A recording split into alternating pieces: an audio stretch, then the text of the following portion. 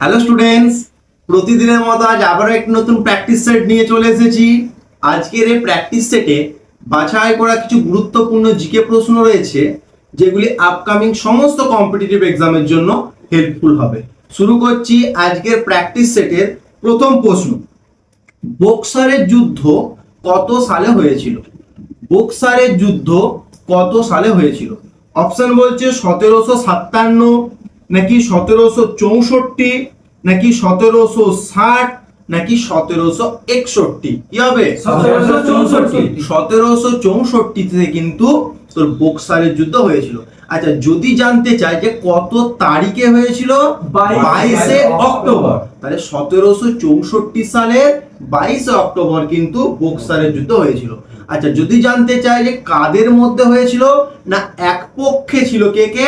মীর কাসিম, অযোধ্যার নবাব সুজাউদ্দৌলা এবং মোগল সম্রাট দ্বিতীয় শাহ আলম, আর অন্য পক্ষে ছিল ব্রিটিশ সেনাপতি মুনরো। এই দুই পক্ষের মধ্যে যুদ্ধ হয় এবং যুদ্ধে জয়লাভ করে মুনরো। আচ্ছা, যুদ্ধেতে এই শক্তিটা অর্থাৎ তিনজন মিলে যে শক্তিটা ছিল, সেই শক্তি হেরে যায় ইংরেজ শক্তির কাছে। এর জন্য কি না, তার পরের বছর অর্থাৎ 1765 সালে কিন্তু মোগল সম্রাট দ্বিতীয় শাহ আলমের কাছ থেকে ইংরেজরা দেওয়ানি অধিকার লাভ করে। যদি প্রশ্ন আসে কোন যুদ্ধের পর ইংরেজরা দেওয়ানি অধিকারের ক্ষমতা লাভ করেছিল, বক্সারের যুদ্ধ, যেটা হয়েছিল 64-তে, আর তারপরের বছর 1765-তে কিন্তু ইংরেজরা দেওয়ানি অধিকারের ক্ষমতা লাভ করে। বলো। আচ্ছা, অপশন এ আছে 1757। 1757 সালের 23শে জুন কোন যুদ্ধ হয়েছিল? পলাশির যুদ্ধ হয়েছিল। আচ্ছা, কাদের মধ্যে হয়েছিল? না নবাব সিরাজউদ্দৌলার সাথে কি ব্রিটিশদের রবার্ট ক্লাইভের সাথে কিন্তু সিরাজউদ্দৌলার হয়েছিল। কে জয়লাভ করেছিল? Robert Clive. হলো। আচ্ছা, 1760 সালে যে যুদ্ধটা হয়েছিল কি? বন্দিবাসের যুদ্ধ হয়েছিল। এই যুদ্ধটা কাদের মধ্যে হয়েছিল? ফরাসিদের সাথে ইংরেজদের। ভারতে বাণিজ্য করতে ফরাসিরাও এসেছিল এবং ইংরেজরাও এসেছিল। তাদের মধ্যে পারস্পরিক একটা বাণিজ্যিক প্রতিদ্বন্দ্বিতা সৃষ্টি হয়, যেটা পরবর্তীকালে কিন্তু একটা যুদ্ধের রূপ নিয়েছিল। সেই যুদ্ধটাই হচ্ছে কি বন্দিবাসের যুদ্ধ। আচ্ছা, ফরাসি সেনাপতি কাউন্ট আলী নেতৃত্ব দিয়েছিল ফরাসিদের পক্ষে এবং ইংরেজদের পক্ষে নেতৃত্ব দিয়েছিল সেনাপতি আয়ারকুট। তাহলে ফরাসি সেনাপতি কাউন্ট আলীর সাথে ইংরেজ সেনাপতি আয়ারকুটের মধ্যে যে যুদ্ধটা হয়েছিল, সেটা হচ্ছে বন্দিবাসের যুদ্ধ।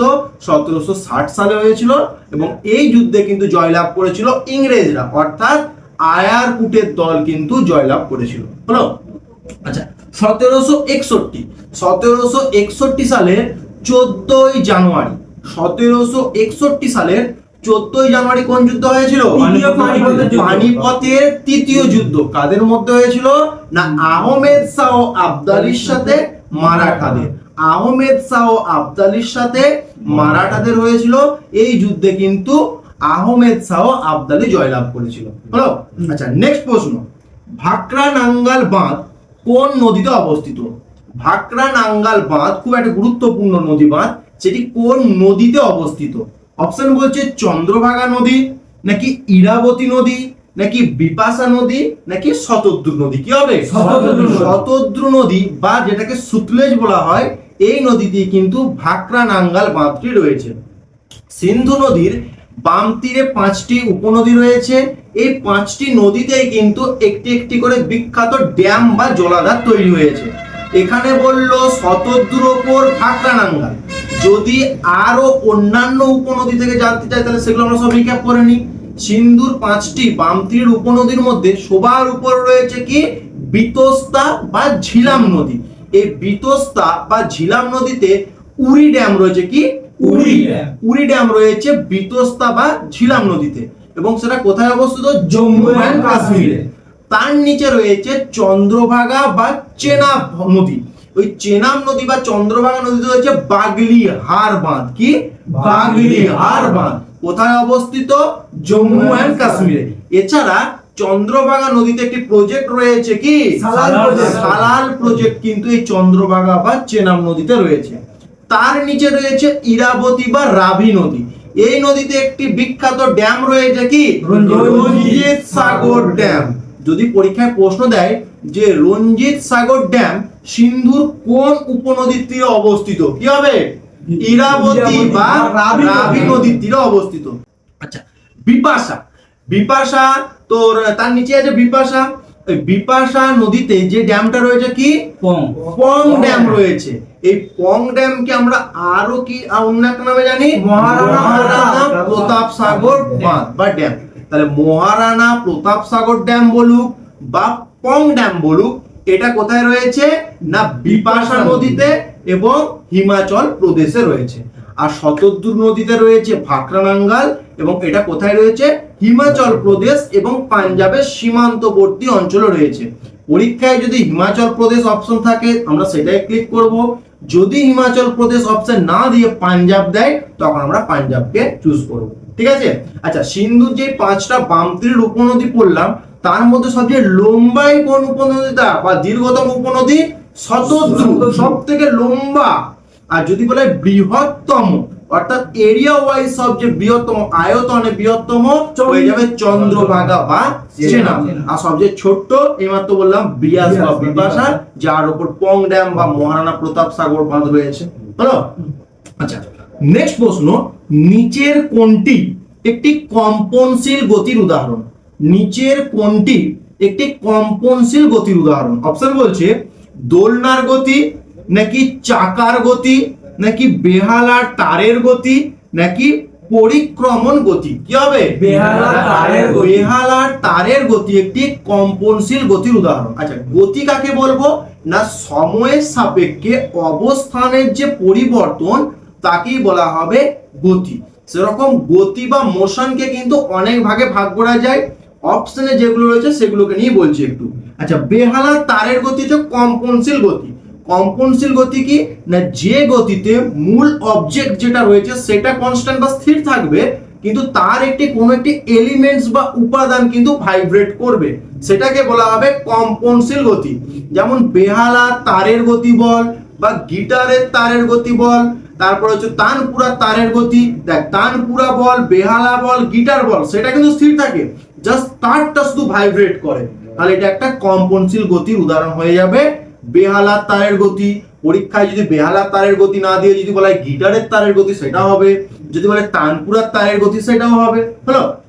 আচ্ছা, দোলনার গতি। দোলনার গতিটা কি? পর্যায় গতির একটা উদাহরণ। পর্যায় গতির উদাহরণ হচ্ছে দোলনার গতি। আচ্ছা, পর্যায় গতিটা কি? না দেখ, দোলনার গতিকে নিয়ে ভাব। দোলনায় কি আমরা একটু চাপ দিই, তাহলে দোলনাটা একটু সামনের দিকে এগিয়ে যায়, আবার পিছনের দিকে আসে, আবার সামনের দিকে যায়, আবার পিছনের দিকে আসে। ঠিক যেমন একটা পেন্ডুলামের যে গতি, একটা পেন্ডুলামের দণ্ডটা কি? জাস্ট এই দিকে একটু যাবে, এইটা অর্থাৎ নির্দিষ্ট সময়ের মধ্যে যতটা এইদিকে দূরত্ব যাবে আবার এই দিকে ততটা দূরত্ব যাবে। এই গতিগুলোকে বলা হবে পর্যায় গতি। ঠিক আছে? আচ্ছা, পেন্ডুলামের দণ্ড। পেন্ডুলামের দণ্ডটা কোন প্রকার ধাতু সংকর নিয়ে তৈরি? লোহা নিকেল। ধাতু সংকরটার নাম বলেছি ইনভার। ইনভার ধাতু সংকর বা মেটালয়েডটার নাম হচ্ছে তোর কিন্তু ইনভার, যেই ধাতু সংকরটা লোহা এবং নিকেল দ্বারা তৈরি। তাহলে যদি পরীক্ষায় প্রশ্ন আসে যে দোলনার গতি কোন প্রকার গতি?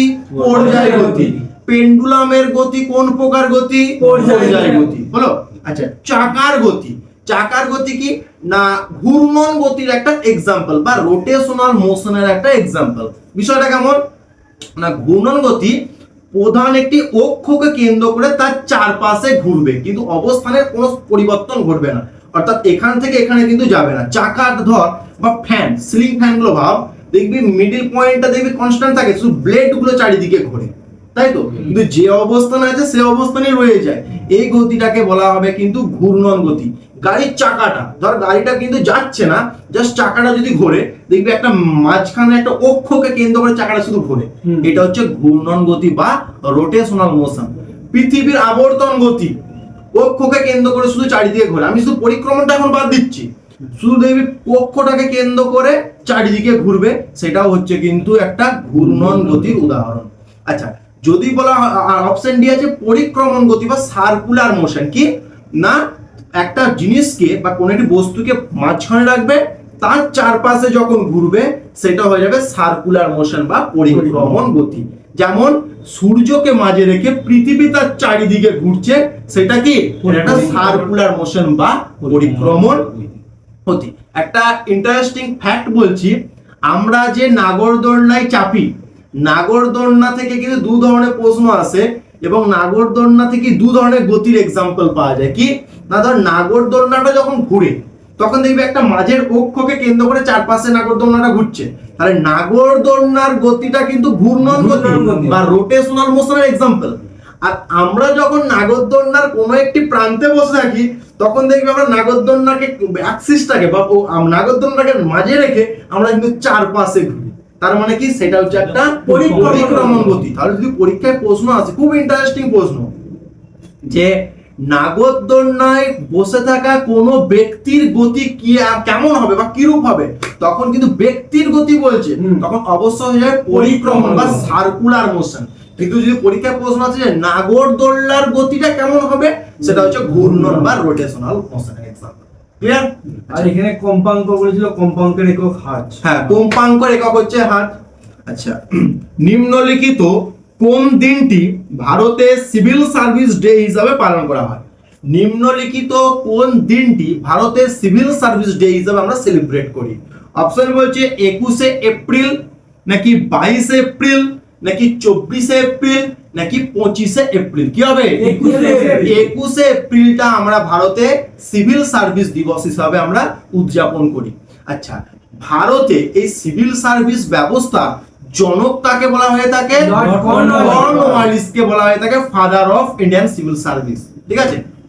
আর যদি বলা হয় ভারতে সর্বপ্রথম সিভিল সার্ভেন্ট কে অফিসার কে হয়েছিল?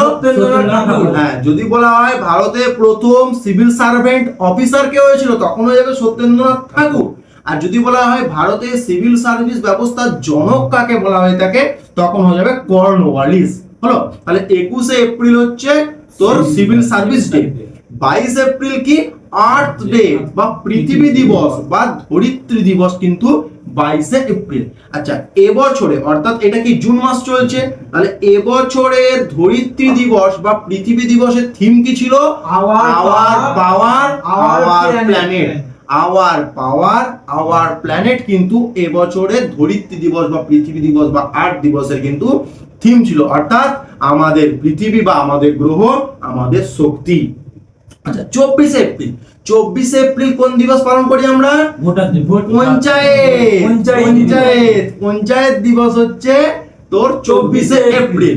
আর ভোটার দিবসটা সম্ভবত জানুয়ারি, 25শে জানুয়ারি হচ্ছে কিন্তু ভোটার দিবস। আচ্ছা, 25শে এপ্রিল। 25শে এপ্রিল কি সেলিব্রেট করি?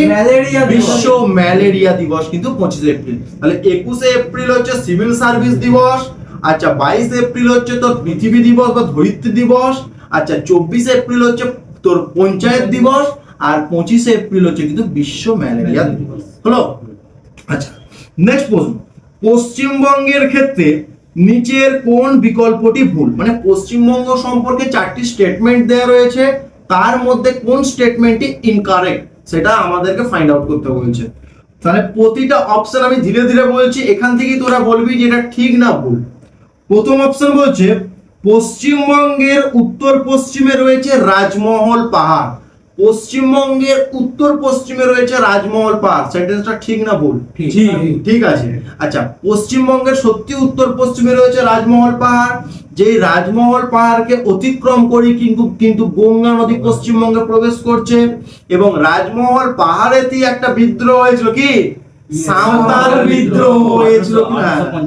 সাঁওতাল বিদ্রোহে রাজমহল পাহাড়ই হয়েছিল, যেটা পশ্চিমবঙ্গের উত্তর পশ্চিমে অবস্থিত। তাহলে এই স্টেটমেন্টটা ঠিক আছে। অপশন বি এ বলছে পশ্চিমবঙ্গের উত্তর পূর্ব সীমান্তে রয়েছে মেঘালয় মালভূমি। ঠিক না ভুল? আর পশ্চিমবঙ্গের উত্তর পূর্ব দিকেই তো তোর মেঘালয় রয়েছে, তাহলে ওখানে মেঘালয় মালভূমি রয়েছে। আচ্ছা, মেঘালয় মালভূমি কি? গারো, খাসি, জয়ন্তিয়া এই সমস্ত পাহাড়গুলোকে নিয়ে মেঘালয় মালভূমি অবস্থিত, তাহলে এটা পশ্চিমবঙ্গের উত্তর পূর্ব দিকে রয়েছে। এই স্টেটমেন্টটাও তাহলে ঠিক। আচ্ছা, অপশন সি এ বলছে পশ্চিমবঙ্গের সীমানা 4টি রাজ্যকে স্পর্শ করেছে। পশ্চিমবঙ্গের সীমানা 4টি রাজ্যকে স্পর্শ করেছে, স্টেটমেন্টটা ঠিক? না। কয়টি রাজ্য? 5টি রাজ্যকে স্পর্শ করেছে। কি কি? সবার নিচে রয়েছে তোর বাম দিকে সবার নিচে রয়েছে উড়িষ্যা, তার উপরে রয়েছে ঝাড়খণ্ড, তার উপরে রয়েছে বিহার। তাহলে পশ্চিমবঙ্গে পশ্চিম দিকে কোন কোন রাজ্যগুলো টাচ করেছে? তোর পশ্চিম দিকে আছে তো উড়িষ্যা, ঝাড়খণ্ড, বিহার।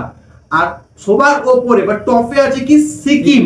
সিকিম কিন্তু পশ্চিমবঙ্গের সাথে বর্ডার শেয়ার করেছে এবং সিকিম রাজ্যের সাথে একমাত্র পশ্চিমবঙ্গেরই বর্ডার রয়েছে।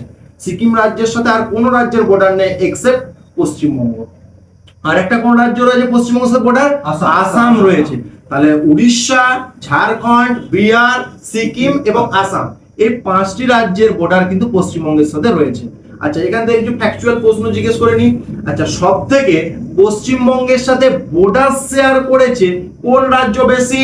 ঝাড়খণ্ড, প্রায় 500 কিমির মতো। তাহলে পশ্চিমবঙ্গের সাথে সবচেয়ে বর্ডার শেয়ার বেশি করেছে ঝাড়খণ্ড রাজ্য এবং সেই সীমানাটার দৈর্ঘ্য কত? 500 কিমির মতো। আচ্ছা, তাহলে বেশি যখন জানলাম, কমটাও জানতে হবে। কোন রাজ্য সবচেয়ে কম বর্ডার শেয়ার করেছে?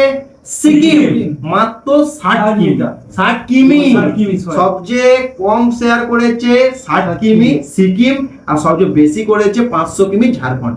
কিন্তু প্রশ্নটা যদি বলা হয় পশ্চিমবঙ্গের কোন প্রতিবেশী রাজ্যের আয়তন বা সব থেকে বৃহত্তম, তখন কিন্তু ঝাড়খণ্ড হবে না।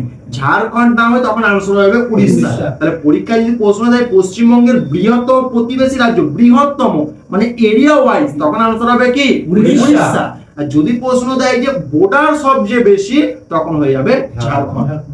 আচ্ছা, এবার অপশন ডি এ বলেছে পশ্চিমবঙ্গ 3টি আন্তর্জাতিক সীমানা রয়েছে। ঠিক না ভুল? ঠিক। কারণ আমরা সি তো অলরেডি পেয়ে গেছি, এটা ভুল, আর প্রশ্ন আমাকে ভুলই আইডেন্টিফাই করতে বলছে। তাহলে option C is the correct answer. আচ্ছা, ডি, তাহলে 3টে আন্তর্জাতিক মানে 3টা আন্তর্জাতিক সীমানা বা দেশের সাথে সীমানা শেয়ার করেছে পশ্চিমবঙ্গ। প্রথমে কি? উত্তর পশ্চিমে আছে নেপাল, নেপাল আছে উত্তর পশ্চিমে। আচ্ছা, উত্তরে রয়েছে কি? ভুটান, এবং পূর্ব দিকে রয়েছে কি? বাংলাদেশ। তার মধ্যে বাংলাদেশের দৈর্ঘ্য কিন্তু সব থেকে বেশি, বা বর্ডারের দৈর্ঘ্য সব থেকে বেশি। কত? 2217 কিমি। 2217 কিমি কিন্তু পশ্চিমবঙ্গের সাথে বাংলাদেশের বর্ডারের দৈর্ঘ্য। কিন্তু প্রশ্ন যদি বলে যে ভারতের সাথে বাংলাদেশের দৈর্ঘ্য কত? 4096 কিমি।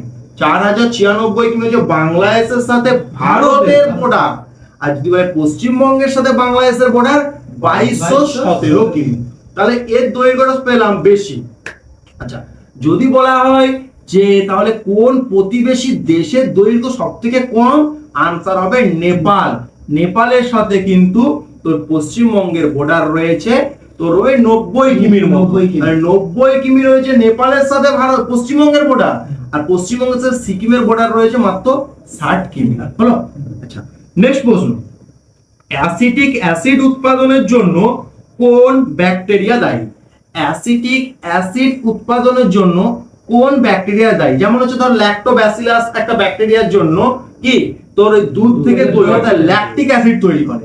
ল্যাকটিক অ্যাসিড তৈরি করে কে? ল্যাক্টোব্যাসিলাস নামক একটা ব্যাকটেরিয়া। তাহলে প্রশ্ন বলছে যে অ্যাসিটিক অ্যাসিড উৎপাদন করে কোন ব্যাকটেরিয়া? অপশন বলছে অ্যাসপারজিলাস নাইজার, নাকি ক্লস্ট্রিডিয়াম বিউটিলিকাম, নাকি অ্যাজিটোব্যাক্টর অ্যাসিটি, নাকি ল্যাক্টোব্যাসিলাস। এই তো বলেই দিলাম ল্যাক্টোব্যাসিলাস। তাহলে অপশন আনসার কি হবে? অ্যাজিটোব্যাক্টর অ্যাসিটি। অ্যাজিটোব্যাক্টর অ্যাসিটি হচ্ছে তোর এই অ্যাসিটিক অ্যাসিড কিন্তু উৎপন্ন করতে সাহায্য করে এই ব্যাকটেরিয়াটা। আচ্ছা, অ্যাসিটিক অ্যাসিড, অ্যাসিটিক অ্যাসিডের জলীয় দ্রবণকে কি বলা হয়? ভিনিগার। অ্যাসিটিক অ্যাসিডের জলীয় দ্রবণই হচ্ছে কিন্তু ভিনিগার। আচ্ছা, আর হচ্ছে অ্যাসপারজিলাস নাইজার। যদিও অ্যাসপারজিলাস নাইজারটা ব্যাকটেরিয়া নয়, এটা এক প্রকারের ছত্রাক। এই ছত্রাকটা কিন্তু সাইট্রিক অ্যাসিড তৈরিতে সাহায্য করে। তাহলে সাইট্রিক অ্যাসিড তৈরিতে কোন ছত্রাক সাহায্য করে? Aspergillus niger. Aspergillus niger. আচ্ছা, এই অ্যাসিটিক অ্যাসিড পাওয়া যায় কোন ফল থেকে? সাইট্রিক অ্যাসিড পাওয়া যায় লেবু থেকে। লেবু থেকে সাইট্রিক অ্যাসিড পাওয়া যায়। আচ্ছা, ক্লস্ট্রিডিয়াম বিউটিলিকাম। ক্লস্ট্রিডিয়াম বিউটিলিকাম থেকে কিন্তু তোর পাওয়া যায় কি? কি পাওয়া যায়? বিউটিলিকাম রিলেটেড, তাহলে বিউটারিক অ্যাসিড পাওয়া যাবে। তাহলে এটা একটা ব্যাকটেরিয়া। ক্লস্ট্রিডিয়াম বিউটিলিকাম হচ্ছে এক প্রকারের ব্যাকটেরিয়া, যেখান থেকে কিন্তু আমরা বিউটারিক অ্যাসিডকে আমরা তৈরি করতে পারি। আচ্ছা, বিউটারিক অ্যাসিড থাকে কোথায়? র্যানসিড বাটার, র্যানসিড বাটারে কিন্তু থেকে থাকে এই বিউটারিক অ্যাসিড। আচ্ছা, আর আছে কি? ল্যাক্টোব্যাসিলাস, প্রথমেই বলা হয়েছে একটা ব্যাকটেরিয়া যেটা দুধ থেকে দই তৈরিতে সাহায্য করে বা ল্যাকটিক অ্যাসিড তৈরিতে কিন্তু সাহায্য করে। হলো, নেক্সট প্রশ্ন, নিচের কোনটি ভারতের রাজস্ব বা ফিসকাল পলিসি নিয়ন্ত্রণ করে? নিচের কোনটি বা কোন দপ্তরটি ভারতের ফিসকাল পলিসি বা যে রাজস্ব নীতি রয়েছে সেটাকে কন্ট্রোল করে? অপশন বলছে অর্থ মন্ত্রণালয় বা মিনিস্ট্রি অফ ফাইন্যান্স ডিপার্টমেন্ট, নাকি নীতি আয়োগ, নাকি আরবিআই, নাকি এসবিআই। কি হবে? অর্থ মন্ত্রক কিন্তু এই ফিসকাল পলিসিটাকে কন্ট্রোল করবে। আচ্ছা, ফিসকাল পলিসি কি না? সরকারের কোথা থেকে টাকা আসবে, অর্থাৎ আয়ের উৎস বা আয়, এবং টাকাটা কোথায় কি খরচ করবে, এই সমস্ত বিষয়গুলোকে নিয়ে কিন্তু রয়েছে ফিসকাল পলিসি। যদিও ফিসকাল পলিসি অনেক বড় একটা লেন্দি একটা বিষয়, তবু আমি শর্ট টার্মে বলে দিচ্ছি যে সরকারের আয় এবং ব্যয়ের এই হিসাব পাতটাই কিন্তু তোর ফিসকাল পলিসির মধ্যে পড়ে, যেটাকে কন্ট্রোল করে কে না? মিনিস্ট্রি অফ ফাইন্যান্স বা অর্থ দপ্তর। হলো, আর একটা পলিসি আছে যেটা মানিটারি পলিসি। মানিটারি পলিসিটাকে কন্ট্রোল করবে আরবিআই, অর্থাৎ দেশের যে কেন্দ্রীয় ব্যাংক রয়েছে সে কিন্তু কন্ট্রোল করবে এই মানিটারি পলিসিকে। আচ্ছা, মানিটারি পলিসিটা কি না? এই বাজারে টাকার যোগান, ইনফ্লেশন হয়ে গেছে, টাকার যোগান কম করে দিলাম, ইনফ্লেশন বেড়ে গেছে মানে কমে গেছে, টাকার যোগান আবার দিয়ে দিলাম। এই টাকার যোগান, বাজারে যে টাকার যোগান, তারপর হচ্ছে সুদের হার, এগুলো কিন্তু নির্ণয় করবে এই আরবিআই এই মনিটারি পলিসির আন্ডার। হলো, আচ্ছা, আরবিআই রিলেটেড আরো কিছু আমরা কি পয়েন্ট জেনে নিই। আচ্ছা, আরবিআই কত সালে এস্টাবলিশড হয়েছে? 1935 সালে আরবিআই বা reserve bank of India established হয়েছে, এবং ন্যাশনালাইজেশন বা জাতীয়করণ হয়েছে কততে? 1949-এ। 1949-এ জাতীয়করণ, 1935-এ এস্টাবলিশড আরবিআই। আচ্ছা, আর আমরা কি জানি? আরবিআই কে ব্যাংকার্স ব্যাংক বলা হয়, কারণ আমাদের দেশে যতগুলো কমার্শিয়াল বা বাণিজ্যিক ব্যাংক রয়েছে তাদেরকে কিন্তু টাকা সাপ্লাই দেয় কে? এই আরবিআই। এজন্য এই আরবিআই কে বলা হয় ব্যাংকার্স ব্যাংক, মানে ব্যাংকের ব্যাংক বলা হয়। হলো, আচ্ছা, অপশন ডি টাকে বলে দিই যে এসবিআই আছে। এসবিআই কি না? এসবিআই হচ্ছে ভারতের বৃহত্তম কমার্শিয়াল ব্যাংক। ভারতে যতগুলো বাণিজ্যিক ব্যাংক রয়েছে তার মধ্যে সবথেকে যদি বৃহত্তম বলে তখন হয়ে যাবে এসবিআই। এবং এসবিআই ব্যাংকটা জাতীয়করণ কততে হয়েছে? 1955। 1949-এ হয়েছিল আরবিআই জাতীয়করণ, এসবিআই জাতীয়করণ 1955-তে হয়েছে। আচ্ছা, অপশন বি ছিল নীতি আয়োগ। আচ্ছা, নীতি আয়োগের ফুল ফর্ম কে বলতে পারবি? National institution for transforming India. আমি প্রিভিয়াস ইয়ার্সে প্রশ্ন তো দেখেছি, ওই নীতি আয়োগের ফুল ফর্ম অনেকবার জানতে চেয়েছে, কিন্তু প্রতিটা অপশনেতেই ইনস্টিটিউশন দেওয়া আছে আর একটা ইনস্টিটিউট দেওয়া আছে। মাথায় রাখবো, নীতি আয়োগের ফুল ফর্মে কিন্তু ইনস্টিটিউট হয় না, ইনস্টিটিউশন হয়। National institution for transforming India হচ্ছে নীতি আয়োগের ফুল ফর্ম। আচ্ছা, নীতি আয়োগটা ভারতে এসেছে কত সালে? 2015 সালের 1 জানুয়ারি বা 1 জানুয়ারি 2015-তে কিন্তু ভারতে এসেছে নীতি আয়োগ।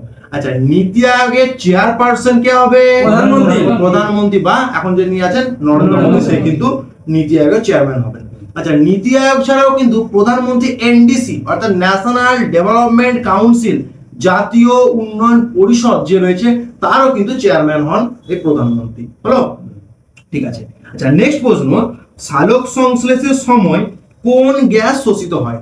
এই যে উদ্ভিদ দ্বারা সালোক সংশ্লেষ করে, বায়ুমণ্ডল থেকে কোন গ্যাসটা তারা কালেক্ট করে বা সংগ্রহ করে? অপশন বলছে হাইড্রোজেন, নাকি অক্সিজেন, নাকি নাইট্রোজেন, নাকি কার্বন ডাই অক্সাইড। কি হবে? কার্বন ডাই অক্সাইড কিন্তু গ্রহণ করে, আর সালোক সংশ্লেষের সময় ছেড়ে দেয় অক্সিজেন। তাহলে পরীক্ষায় প্রশ্ন যদি বলে কোন গ্যাস ত্যাগ করে, তখন হয়ে যাবে অক্সিজেন, আর যদি বলা হয় কোন গ্যাস গ্রহণ করে, তখন হয়ে যাবে কিন্তু কার্বন ডাই অক্সাইড। হলো, আচ্ছা, সালোক সংশ্লেষ এক প্রকারের উপচিতি বিপাক। উপচিতি বিপাক কেন বলা হচ্ছে না?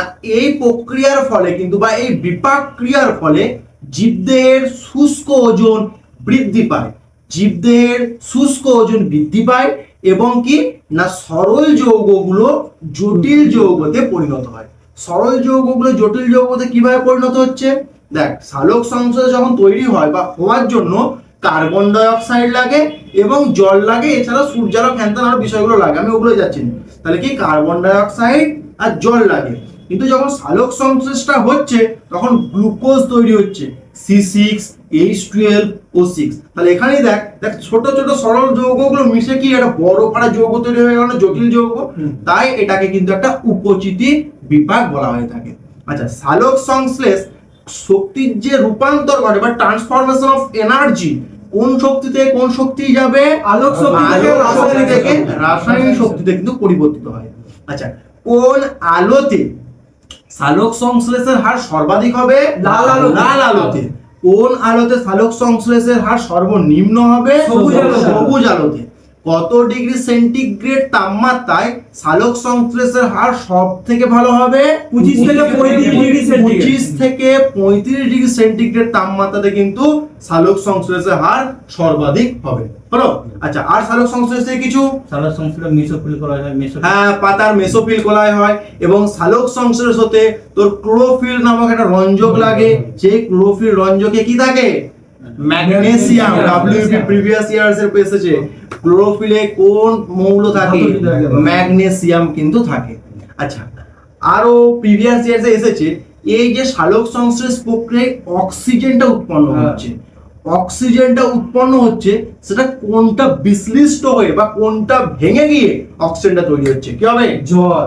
জল ভেঙে গিয়ে কিন্তু অক্সিজেন উৎপন্ন হয়। যদি পরীক্ষায় প্রশ্ন আসে যে সালোক সংশ্লেষের ফলে বিক্রিয়াজাত পদার্থ অক্সিজেন, অক্সিজেনটা তোর কি বিশ্লিষ্ট হয়ে তৈরি হয়? আনসার হয়ে যাবে কিন্তু জল। কিন্তু প্রশ্ন যদি একটু ঘুরিয়ে দেয় যে গ্লুকোজ যে তৈরি হচ্ছে, ওই গ্লুকোজের সংকেত কি? C6H12O6। ওই যে গ্লুকোজের অক্সিজেনটা তার উৎস কি? তখন কিন্তু হয়ে যাবে কার্বন ডাই অক্সাইড। তাহলে পরীক্ষায় প্রশ্ন যদি দেয় সালোক সংশ্লেষ বিক্রিয়াতে তো বিক্রিয়াজাত পদার্থ হিসাবে যে অক্সিজেনটা উৎপন্ন হয় তার উৎস হয়ে যাবে জল। কিন্তু যদি বলে সালোক সংশ্লেষে যে গ্লুকোজটা উৎপন্ন হয়, ওই গ্লুকোজ অণুর অক্সিজেনটার উৎস হয়ে যাবে কিন্তু কার্বন ডাই অক্সাইড। ক্লিয়ার? আচ্ছা, নেক্সট প্রশ্ন, অর্থবিল সংক্রান্ত আলোচনা ভারতীয় সংবিধানের কত নাম্বার ধারায় বলা হয়েছে? অর্থবিল বা মানি বিল ভারতীয় সংবিধানের কত নাম্বার আর্টিকেলে বলা হয়েছে? অপশন বলছে 110 নাম্বার ধারা, নাকি 112 নাম্বার ধারা, নাকি 141 নাম্বার ধারা, নাকি 108 নাম্বার ধারা? কি হবে? 110 নম্বর ধারা। 110 নাম্বার ধারায় কিন্তু মানি বিল সংক্রান্ত আলোচনা হয়েছে বা মানি বিল রয়েছে 110 নম্বর ধারায়। আচ্ছা, মানি বিল থেকে কিছু কি পয়েন্ট জেনে নি। আচ্ছা, অর্থ বিল একবারে শেষে সম্মতিকে দেবে বা সার্টিফিকেটকে দেবে রাষ্ট্রপতি। অর্থাৎ কোন বিল, অর্থ বিল কিনা ফাইনাল সিদ্ধান্ত নেবেন কিন্তু লোকসভার স্পিকার। লোকসভার স্পিকার কিন্তু তোর ফাইনাল সার্টিফিকেট বা ফাইনাল জাজমেন্ট দেবে লোকসভার স্পিকার। আচ্ছা, এই যে তোর অর্থ বিল, আমরা জানি রাষ্ট্রপতি যদি কোনো বিলে সিগনেচার না করে সেটা কিন্তু আইনে পরিণত হয় না। আর এই যে বিলে সিগনেচার না করার যে একটা অধিকার, সেটা কি ভিটো বলা হয়ে থাকে। তাহলে আমরা রাষ্ট্রপতি ভিটো ক্ষমতার অধিকারী রয়েছে। দুইটি বিল রয়েছে, সেখানে কিন্তু রাষ্ট্রপতি চাইলেও সিগনেচার করব না এই কিন্তু করতে পারবে না। একটা হচ্ছে সংবিধান সংশোধনী বিল, পার্লামেন্ট থেকে যদি কোনো সংবিধান সংশোধনী বিল আর এই অর্থ বিল যদি আসে, রাষ্ট্রপতি বাধ্য সিগনেচার করতে হবে। তাহলে পরীক্ষায় প্রশ্ন আসতে পারে যে নিম্নলিখিত কোন বিলটির ক্ষেত্রে রাষ্ট্রপতির ভিটো ক্ষমতা প্রয়োগ করতে পারে না? তখন যদি অর্থ বিল থাকে অর্থ বিল আনসার হবে, যদি বলা হয় তার সংবিধান সংশোধন বিল তখন কিন্তু সংবিধান সংশোধন বিল আনসার হবে। হলো? আচ্ছা, আর কি না তোর অর্থ বিল, অর্থ বিল কিন্তু শুধুমাত্র লোকসভায় উপস্থাপন করা যেতে পারে। হলো? তাহলে তিনটে পয়েন্ট জানলাম কি না, কোন বিল অর্থ বিল কিনা সে বিষয়ে ফাইনাল জাজমেন্ট দেবে লোকসভার স্পিকার, শুধুমাত্র লোকসভায় উপস্থাপন করা যাবে, আর হচ্ছে কি এইটা এই অর্থ বিলের ক্ষেত্রে কিন্তু রাষ্ট্রপতির ভিটো ক্ষমতা প্রয়োগ করতে পারবে না। হলো? আচ্ছা, আর কি 112 নাম্বার আর্টিকেলে বলা আছে বাজেট নিয়ে আলোচনা হয়েছে 112 নাম্বার আর্টিকেলে। আর 141 নাম্বার আর্টিকেলে কি বলা হয়েছে না, সুপ্রিম কোর্ট যদি কোনো রায় দেয় দেশের সমস্ত কোর্টকে কিন্তু সেই রায়টা মেনে নিতে হবে। এটাই বলা হয়েছে কিন্তু 141 নাম্বার ধারায়। আর কি আছে 108 নাম্বার ধারা। 108 নাম্বার ধারা কিন্তু জয়েন্ট সিটিং বা যৌথ অধিবেশনের কথা বলা হয়েছে। আচ্ছা, জয়েন্ট সিটিং এর আহ্বান কে করবে? রাষ্ট্রপতি। রাষ্ট্রপতি আহ্বান করবে। আর জয়েন্ট সিটিং এ কে প্রেসিডেন্ট বা সভাপতি হবে? লোকসভার স্পিকার। হলো। আচ্ছা, আজকের আলোচনা শেষ প্রশ্ন, যেটি হোমওয়ার্ক থাকছে, তোমরা কমেন্ট বক্সে কমেন্ট করে এই প্রশ্নের সঠিক উত্তরটি জানাবে। প্রশ্নটি হলো, গ্যাসের চাপ কোন যন্ত্রের সাহায্যে মাপা হয়? গ্যাসের চাপ কোন যন্ত্রের সাহায্যে মাপা হয়? অপশন বলছে ব্যারোমিটার, নাকি ন্যানোমিটার, নাকি ম্যানোমিটার, নাকি হাইড্রোমিটার। আচ্ছা, আরেকবার বলছি, ব্যারোমিটার, নাকি ন্যানোমিটার, নাকি ম্যানোমিটার, নাকি হাইড্রোমিটার। আজকের আলোচনা এখানেই শেষ করছি। আজকের আলোচনা এবং প্রশ্ন কেমন লাগলো তা কমেন্ট বক্সে অবশ্যই জানাবে। আর যদি ক্লাসটি ভালো লেগে থাকে বন্ধুদের মধ্যে বেশি বেশি করে শেয়ার করবে আর লাইক করবে। দেখা হচ্ছে নতুন ভিডিওতে।